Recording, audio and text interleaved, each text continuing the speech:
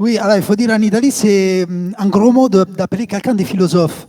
Donc ils ont dit qu'il était un philosophe de football et lui, il a plusieurs fois essayé de se rattraper en disant moi, philosophe, moi plutôt je suis un marteau.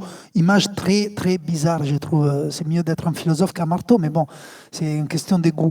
Donc voilà, il y a cette image-là, mais donc il est toujours un peu attendu à ses résultats. Demeure encore cette valorisation du coach uniquement avec des résultats en Italie, quoi. Si tu as des belles idées, un jeu esthétique et un développement des individualités, ça restera toujours moins valorisé que le résultat chez toi, c'est ça? Oui, bien sûr, bien sûr. Surtout si tu as des résultats à l'étranger, parce qu'on a toujours l'idée qu'en Italie, c'est plus difficile. Mais lui, en Italie aussi, il a obtenu des résultats avec Sassuolo. Mais voilà, il n'est pas considéré comme un entraîneur qui pourrait entraîner Milan, Inter.